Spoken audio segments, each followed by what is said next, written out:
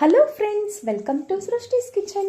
ಇವತ್ತಿನ ರೆಸಿಪಿಯಲ್ಲಿ ಹಲಸಿನ ಹಣ್ಣಿನ ದೋಸೆ ಹೇಗೆ ಮಾಡೋದು ಅಂತ ನೋಡಿಸ್ತಾ ಇದ್ದೀನಿ.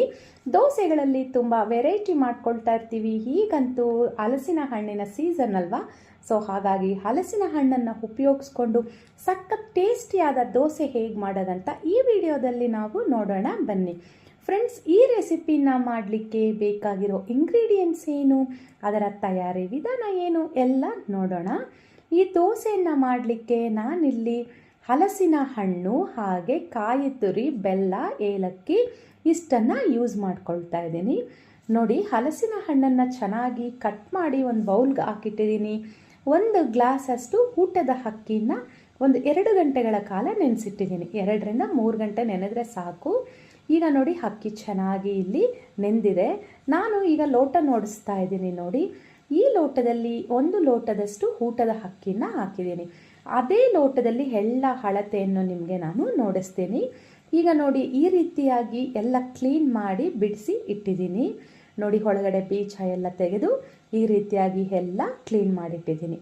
ಈಗ ಇದನ್ನು ನಾವು ಸಣ್ಣ ಸಣ್ಣ ಪೀಸಸ್ ಆಗಿ ಕಟ್ ಮಾಡ್ಕೋಬೇಕಾಗುತ್ತೆ. ಮಿಕ್ಸಿ ಜಾರ್ಗೆ ಸೇರಿಸ್ಕೋಬೇಕಲ್ವ, ಅದಕ್ಕೆ ನೋಡಿ ಈ ರೀತಿಯಾಗಿ ಎಲ್ಲ ಸಣ್ಣ ಸಣ್ಣ ಪೀಸಾಗಿ ಕಟ್ ಮಾಡ್ಕೊಳ್ಳಿ.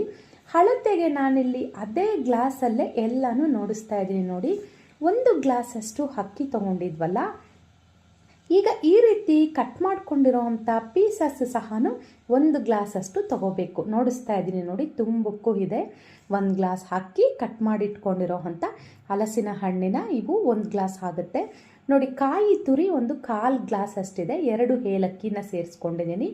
ಹಸಿ ಕಾಯಿ ತುರಿ ಇದು. 1/4 ಗ್ಲಾಸ್ ಅಷ್ಟು ಬೆಲ್ಲ ಇದೆ. ಅದು ನಾವು ತೊಗೊಂಡಿರೋ ಅಂಥ ಹಣ್ಣಿನ ಮೇಲೆ ಡಿಪೆಂಡ್ ಆಗುತ್ತೆ. ತುಂಬ ಸ್ವೀಟ್ ಇದ್ದರೆ ಇನ್ನೂ ಒಂದು ಸ್ವಲ್ಪ ಬೆಲ್ಲನ ಕಡಿಮೆ ಮಾಡಿ.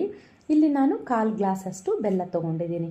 ಈಗ ಎಲ್ಲನೂ ಒಂದು ಸರಿ ಚೆನ್ನಾಗಿ ಮಿಕ್ಸ್ ಮಾಡ್ಕೊಳ್ಳೋಣ. ಮಿಕ್ಸಿಗೆ ಹಾಕುವ ಮೊದಲೇ ಈ ರೀತಿಯಾಗಿ ಚೆನ್ನಾಗಿ ಎಲ್ಲ ಮಿಕ್ಸ್ ಮಾಡಿಕೊಂಡು ಮಿಕ್ಸಿ ಜಾರ್ಗೆ ಇದನ್ನು ಸೇರಿಸ್ಕೊಂಡು ಸ್ವಲ್ಪ ನೀರನ್ನು ಹಾಕಿ ಇದನ್ನು ಗ್ರೈಂಡ್ ಮಾಡ್ಕೊಳ್ಳೋಣ. ಎಲ್ಲ ಒಂದೇ ಟ್ರಿಪ್ಗೆ ಆಗಲಿಲ್ಲ, ಸೊ ಹಾಗಾಗಿ 2 ಟ್ರಿಪ್ಗೆ ನಾನಿಲ್ಲಿ ಯೂಸ್ ಮಾಡ್ಕೊಳ್ತಾ ಇದ್ದೀನಿ. ಈಗ 2ನೇ ಟ್ರಿಪ್ಗೆ ಹಾಕ್ತಾ ಇದ್ದೀನಿ. ನೋಡಿ, ಈಗಲೂ ಇದಕ್ಕೂ ಅಷ್ಟೇ ಒಂದು ಸ್ವಲ್ಪ ನೀರನ್ನು ಸೇರಿಸ್ಕೊಂಡು ಚೆನ್ನಾಗಿ ಇದನ್ನು ಗ್ರೈಂಡ್ ಮಾಡ್ಕೊಳ್ಳಿ. ನೋಡಿ, ಗ್ರೈಂಡ್ ಮಾಡ್ಕೊಂಡಿರೋದನ್ನು ಈಗ ನಾನು ಮಿಕ್ಸಿಂಗ್ ಬೌಲ್ಗೆ ತಗೊಳ್ತಾ ಇದ್ದೀನಿ. ಈಗ ಎಲ್ಲ ಒಂದ್ಸರಿ ಚೆನ್ನಾಗಿ ಕಲಸಿ ಈಗ ಇದಕ್ಕೆ ಸ್ವಲ್ಪ ರುಚಿಗೆ ತಕ್ಕಷ್ಟು ಉಪ್ಪನ್ನು ಸಹ ಸೇರಿಸ್ಕೊಳ್ಳಿ. ನಾವಿಲ್ಲಿ ಸಿಹಿ ಎಲ್ಲ ಅಂದರೆ ಬೆಲ್ಲ ಎಲ್ಲ ಹಾಕಿದ್ದೀವಲ್ಲ, ಹಾಗಾಗಿ ನಾವು ನಾರ್ಮಲ್ ದೋಸೆಗೆ ಹಾಕೋಷ್ಟು ಉಪ್ಪೆಲ್ಲ ಹಾಕಬೇಡಿ, ಒಂದು ಸ್ವಲ್ಪ ಹಾಕ್ಕೊಳ್ಳಿ. 1 ಚಿಟಿಕೆಯಷ್ಟು ಅರಿಶಿನ ಪುಡಿನ ಸಹ ಸೇರಿಸ್ಕೊಂಡು ಎಲ್ಲ ಚೆನ್ನಾಗಿ ಮಿಕ್ಸ್ ಮಾಡ್ಕೊಳ್ಳಿ. ನೋಡಿ, ಇಲ್ಲಿ ಕನ್ಸಿಸ್ಟೆನ್ಸಿ ಅನ್ನೋದು ಹೇಗಿರಬೇಕಂತ ನೋಡಿಸಿದ್ದೀನಿ. ಈಗ ಒಂದು ಕಡೆ ಹೆಂಚೆಲ್ಲ ಚೆನ್ನಾಗಿ ಕಾದಿದೆ. ಈಗ ಈ ರೀತಿಯಾಗಿ ಎಣ್ಣೆ ಎಲ್ಲ ಸ್ಪ್ರೆಡ್ ಮಾಡ್ಕೊಳ್ಳಿ ಹೆಂಚಿನ ಮೇಲೆ. ನಂತರ ಒಂದು ಸ್ವಲ್ಪ ನೀರನ್ನು ಚಿಮುಕಿಸ್ಕೊಂಡು ಇದ್ರ ಮೇಲೆ ಈಗ ನಾವು ದೋಸೆಯನ್ನು ಹಾಕೋಣ.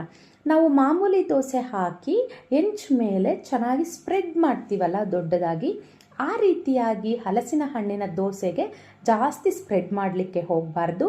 ನಾನು ವಿಡಿಯೋದಲ್ಲಿ ನೋಡಿಸಿದ ಹಾಗೆ ನಿಧಾನಕ್ಕೆ ಇದನ್ನು 1 ರಿಂದ 2 ಸರಿ ಈ ರೀತಿ ಸ್ಪ್ರೆಡ್ ಮಾಡಿಕೊಂಡ್ರೆ ಸಾಕಾಗುತ್ತೆ. ಈಗ ಇದ್ರ ಮೇಲೆ ತುಪ್ಪನ ಸೇರಿಸ್ಕೊಳ್ಳೋಣ. ಎಣ್ಣೆನೂ ಹಾಕ್ಬೋದು, ಬಟ್ ತುಪ್ಪ ಹಾಕೋದ್ರಿಂದ ಸಖತ್ ಟೇಸ್ಟಿಯಾಗಿ ಇರುತ್ತೆ ಅಂತಲೇ ಹೇಳ್ಬೋದು. ಸ್ಟವ್ ಮೀಡಿಯಮ್ ಫ್ಲೇಮಲ್ಲಿ ಇಟ್ಕೊಂಡು 5 ರಿಂದ 6 ನಿಮಿಷ ದೋಸೆಯನ್ನು ಚೆನ್ನಾಗಿ ಬೇಯಿಸ್ಕೊಂಡು ಈಗ ಇನ್ನೊಂದು ಕಡೆಗೆ ದೋಸೆಯನ್ನು ನಾವು ತಿರುವಾಕೊಳ್ಳೋಣ. ಈ ರೀತಿ ಕಲರ್ ಚೇಂಜ್ ಆಗೋದು ನಮಗೆ ಗೊತ್ತಾಗುತ್ತೆ. ಆಗ ಒಂದು ಕಡೆ ಚೆನ್ನಾಗಿ ಬೆಂದಿದೆ ಅಂತ ಇನ್ನೊಂದು ಕಡೆಗೆ ಇದನ್ನು ತಿರುವಾಕೊಳ್ಳಿ. ಈ ದೋಸೆ 2 ಕಡೆನೂ ಚೆನ್ನಾಗಿ ಬೇಯಬೇಕು. ತಿರುವಾಕಿದ ನಂತರ ಈಗ ಮೇಲೇನೂ ಸಹ ಸ್ವಲ್ಪ ತುಪ್ಪವನ್ನು ಸೇರಿಸ್ಕೊಳ್ಳೋಣ. ಸ್ಟವ್ ಮೀಡಿಯಮ್ ಫ್ಲೇಮಲ್ಲೇ ಇಟ್ಕೊಂಡು ದೋಸೆಯನ್ನು ಮಾಡ್ಕೊಳ್ಳಿ, ಆಗ ಚೆನ್ನಾಗಿ ಬೇಯುತ್ತೆ. ಈಗ ಇನ್ನೊಂದು ಕಡೆ ತಿರುಗಿಸ್ತಾ ಇದ್ದೀನಿ. ನೋಡಿ, 2 ಕಡೆನೂ ದೋಸೆ ನಮಗೆ ಚೆನ್ನಾಗಿ ಬೆಂದಿದೆ. ಈಗ ಇದನ್ನು ಫೋಲ್ಡ್ ಮಾಡಿ ತೆಗಿತಾ ಇದ್ದೀನಿ. ಈಗ ಇನ್ನೂ ಒಂದು ದೋಸೆಯನ್ನು ನಾನು ಹಾಕಿ ನಿಮಗೆ ನೋಡಿಸ್ತೀನಿ. ಈಗ ಸೇಮ್ ಎಣ್ಣೆಯನ್ನು ಪುನಃ ಹೆಂಚಿನ ಮೇಲೆ ಈ ರೀತಿಯಾಗಿ ಸ್ಪ್ರೆಡ್ ಮಾಡಿಕೊಂಡು ದೋಸೆಯನ್ನು ಹಾಕ್ಕೊಳ್ಳಿ. ನಾನು ಹೇಳಿದೆ ಅಲ್ವಾ, ಹೆಚ್ಚಾಗಿ ದೋಸೆಯನ್ನು ಈ ರೀತಿಯಾಗಿ ಸ್ಪ್ರೆಡ್ ಮಾಡಲಿಕ್ಕೆ ಹೋಗಬಾರ್ದು. ಸೌಟಲ್ಲಿ 1 ರಿಂದ 2 ಸರಿ ಮಾಡಿಕೊಂಡು ಒಂದು ಸ್ವಲ್ಪ ತುಪ್ಪನ ಸೇರಿಸ್ಕೊಂಡು ಒಂದು ಕಡೆ ಚೆನ್ನಾಗಿ ಬೆಂದ ಮೇಲೆ ಇನ್ನೊಂದು ಕಡೆಗೆ ಈ ರೀತಿಯಾಗಿ ತಿರುವಾಕ್ಕೊಳ್ಳಿ. ತಿರುವಾಕಿದ ನಂತರ ಪುನಃ ಅದ್ರ ಮೇಲೆ ಒಂದು ಸ್ವಲ್ಪ ತುಪ್ಪನ ಸೇರಿಸ್ಕೊಳ್ಳಿ. ಘಮ ಘಮ ಅಂತ ಇರೋವಂಥ ಹಲಸಿನ ಹಣ್ಣಿನ ದೋಸೆ ಇಲ್ಲಿ ರೆಡಿ ಆಯಿತು. ಸಖತ್ ಟೇಸ್ಟಿಯಾಗಿರುತ್ತೆ ಫ್ರೆಂಡ್ಸ್, ತುಂಬ ಡಿಫ್ರೆಂಟಾಗೂ ಇರುತ್ತೆ.